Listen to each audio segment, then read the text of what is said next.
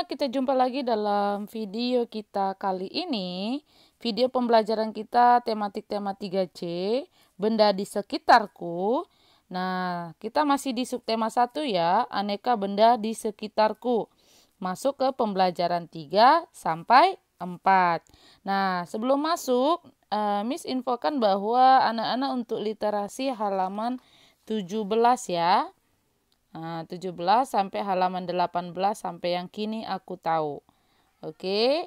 Nah, setelah nanti literasi baru melanjutkan pembelajaran melalui video materi ini ya. Oke. Nah, jika di kesempatan yang lalu kita sudah belajar tentang benda yang berbahan kayu, nah sekarang kita akan belajar tentang benda yang manfaat dari kayunya. Nah, kalau kemarin kita belajar tentang kekurangan dan kelebihannya, sekarang kita akan belajar tentang manfaat kayu. Nah, manfaat kayu itu yang pertama itu membuat kertas. Yang kedua bisa membuat bahan bangunan. Nah, yang ketiga bisa membuat perabotan rumah tangga dan bisa membuat tisu yang sering sekali kita gunakan. Nah, kertas adalah suatu benda yang terbuat dari kayu. Apa sih manfaat kertas?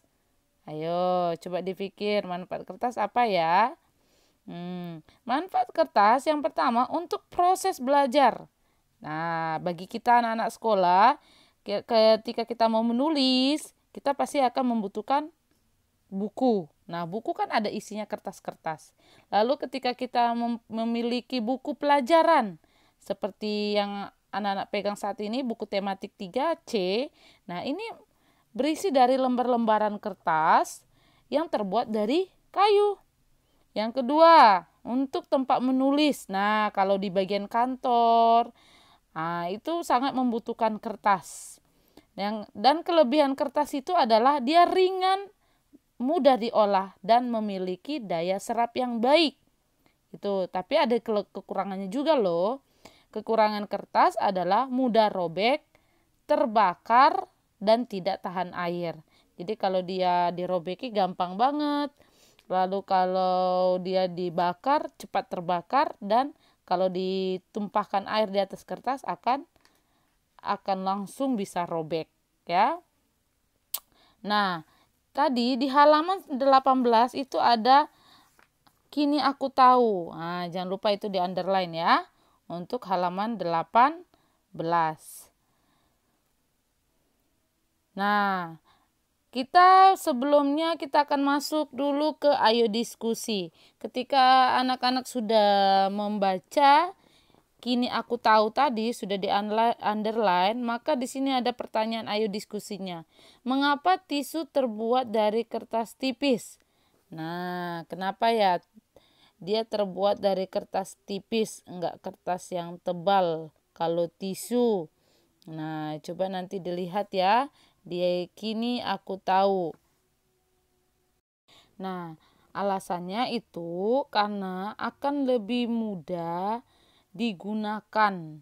Kalau dia tebal itu akan sulit karena dia akan lama untuk tahan air gitu. Dia akan sedikit lebih berat. Kalau tisu itu lebih ringan dan mudah terserap, lebih cepat terserap dengan air. Nah, yang kedua, apakah yang terjadi jika pakaian terbuat dari kertas? Nah, jadi yang terjadi itu pakaian mudah robek. Nah, yang kedua apa ayo? Nah, yang kedua, maka selain robek juga tidak tahan air. Kena basah sedikit langsung rusak deh. Ya kan? Oke, kita masuk dalam. Nah, kebutuhan kayu itu sangat meningkat. Karena kebutuhan kayu itu meningkat, maka pepohonan di hutan semakin banyak ditebang. Jika di video pembelajaran sebelumnya, Miss sudah infokan bahwa akibat hutan menjadi rusak sehingga timbul bencana. Nah, bencana apa yang diakibatkan kalau hutan rusak? Yaitu kalau musim hujan ada tanah longsor dan banjir. Nah, bila musim kemarau akan ada kekeringan. Ini kekeringan ya, kekeringan bila musim kemarau. Oke, itu salah typo nulis. Oke, nah Nanti di halaman 18 ayo berlatihnya itu ada tugas. Nah, namun kita lanjut dulu. Oleh karena itu sangat penting dalam menjaga kelestarian hutan. Salah satu cara menjaga kelestarian hutan adalah dengan menghemat pemakaian kertas. Jadi anak-anak kalau menulis yang rapi, jangan main robek-robek kertas ya. Hidup hemat merupakan pengamalan Pancasila kelima. Bunyinya adalah keadilan sosial bagi, yaitu bagi S-nya kelewatan, bagi seluruh rakyat Indonesia dengan lambang padi dan kapas. Nah, tadi ada tugas halaman 18, itu ayo berlatih ya. Nah, ketika kita sudah mengetahuinya, maka benda-benda tersebut seperti kertas bisa kita ukur. Nah, kita mengukur benda kertas itu menggunakan apa ya? Nah, ini ada beberapa alat pengukur. Alat pengukur panjang benda yang bisa kita gunakan. Contoh, kalau kita misalnya mengukur kertas buku kita bisa menggunakan penggaris. Nah, tapi kalau misalnya kita mengukur badan, panjang kain, nah itu kita menggunakan meteran pita atau meteran jahit. Nah, kalau kita misalnya mau mengukur bangunan, mau mengukur dinding, atau bahan bangunannya, kita bisa menggunakan meteran saku atau meteran gulung. Nah, yang ini ya. Lalu kalau kita misalnya mau mengukur garis tengah suatu benda yang berbentuk bundar atau mau mengetahui kedalaman lubang, kita menggunakan jangka sorong. Jadi ingat ya, fungsi dari 5 benda yang ada ya. Ada penggaris atau mistar, meteran pita, meteran saku, meteran gulung, dan jangka sorong. Jangan sampai salah fungsi ya. Nanti mau menghitung kertas, panjang kertas menggunakan jangka sorong. Itu salah. Nah, jadi pergunakanlah benda-benda alat ukur ini sesuai dengan fungsinya. Di halaman 22, anak-anak akan mencocokkan. Nah, A, B, C, D itu untuk mengukur di mana aja ya, nomor 1 sampai 10. Jadi nanti dicocokkan. Contoh mengukur panjang sepatu itu menggunakan apa? Digarisin ke arah gambarnya. Oke? Oke. Lalu kita akan masuk dalam kelebihan plastik. Nah, kalau tadi kita belajar tentang kertas, nah sekarang kita belajar tentang plastiknya. Nah, kelebihan plastik itu apa sih? Nah, kelebihan plastik itu ringan, mudah dibentuk dan tidak mudah pecah. Tidak menghantarkan panas dan listrik. Lalu, tidak menyerap air serta tahan lama. Ada kelebihan, pasti ada kekurangan. Nah, apa aja kekurangan plastik? Yang pertama itu, kekurangan plastik sulit membusuk atau terurai di alam. Yang kedua, mudah terbakar bila terkena api. Yang ketiga, yang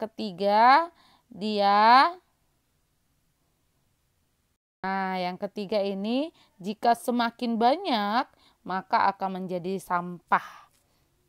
Ya, karena apa? Karena dia sulit terurai, dia sulit membusuk di dalam alam, di alam. Nah, di situ ada halaman 25 ada kini aku tahu bahan plastik. Jadi anak-anak bisa underline ya, baca dan underline ya. Halaman 25 itu ada tugas nama benda dan kegunaannya. Jadi coba amati benda-benda yang terbuat dari plastik di sekitar anak-anak sekarang. Nah, tulis di situ 5 benda aja. Tulis nomor, nama bendanya apa dan kegunaannya untuk apa. Lalu, lagu Desaku itu diciptakan oleh Elmanik. Itu jangan lupa ya. Karena kan di alam. Nah, alam itu sangat indah. Nah, lagu Desaku diciptakan oleh Elmanik. Nah, ketika tadi kita berbicara tentang plastik yang tidak mudah terurai dan bisa tidak mudah membusuk. Nah, kita bisa memiliki 3 cara untuk menanggulangi bagaimana cara mengatasi agar plastik ini tidak menjadi sampah. Nah, agar tidak menjadi sampah yang dibuang dan mencemari sungai, mencemari udara, air, atau membahayakan makhluk hidup yang tinggal di laut. Bagaimana dengan 3R, yaitu reuse, reduce, dan recycle. Reuse, reduce, dan recycle. Nah, plastik tidak mudah terurai di alam sehingga akan mencemari lingkungan. Nah, ya, ini caranya ya 3R ini ya. Yang pertama, reuse. Artinya menggunakan kembali plastik yang tidak terpakai. Contohnya apa? Kantong plastik berbelanja. Jadi kalau misalnya kita belanja, kita pergi ke Indomaret dan kita pergi ke misalnya ke Alfamart, pasti kan kita diberikan plastik. Nah, plastik itu bisa kita gunakan kembali ketika kita misalnya mau ke belanja lagi. Jadi pergunakanlah kantong plastik berbelanja. Atau kita membeli satu memang kantong untuk berbelanja sehingga kita tidak memiliki atau kita mengurangi pemakaian plastik. Yang dengan kedua, reduce. Reduce yaitu mengurangi pemakaian plastik. Sehingga kita harus membawa kantong kita sendiri waktu kita mau berbelanja. Nah, yang ketiga, recycle, yaitu mendaur ulang sampah plastik. Contohnya botol plastik air mineral menjadi pot bunga. Itu recycle loh. Oke. Nah, di halaman 27, itu 27 ya, bukan 26 ya. Di halaman 27 itu ada ayo lakukan. Nah, coba nanti ada 5 perilaku. Anak-anak hanya checklist, termasuk perilaku reduce, reuse, atau recycle. Lalu sikapnya sudah melakukan atau belum. Nanti tinggal di checklist saja di dalam kotak kolomnya ya. Halaman 27, oke? Di sini salah, di sini 26, tapi yang benarnya halaman 27. Oke, nah ada ini. Ini gambarnya gambar ngapain ya? Gambar ini ya. Ada yang seperti ini, ada yang seperti ini. Nah, ini ada di halaman 29. Bahan plastik dapat digunakan atau dimanfaatkan untuk menjadi bola. Nah, mungkin sepak bola, basket, itu yang terbuat dari plastik yang bisa kita gunakan kembali untuk berolahraga. Dalam permainan mengoper bola dapat melatih kemampuan kerjasama dan kekompakan dengan anggota kelompok. Nah, jadi kalau mengoper-ngoper bola ini bisa menciptakan kerjasama yang baik, kekompakan yang baik. Nah, ada 2 cara mengoper bola menyamping atau mengoper bola dari bawah. Jadi ada 2 cara dalam mengoper bola. Ya. Nah, ini bisa dilihat kembali di halaman 29 ya. Oke. Tugasnya sudah selesai Miss berikan. Pembelajarannya juga sudah diberikan. Miss akan mengulang lagi secara singkat tugas hari ini. Itu ada di halaman 18. Ayo berlatih. Jangan lupa ditandain. Halaman 22. Ayo beraktivitas. Ditandain ya. Halaman 25. Ayo mengamati. Dan halaman 27. Ayo lakukan. Nah, itu ya. Jadi ada 4 untuk hari ini yang anak-anak Miss kerjakan. Setelah dikerjakan dikumpul dan dikirim ke Miss ya. Oke? Nah, sampai jumpa ke video pembelajaran kita selanjutnya. Bye-bye.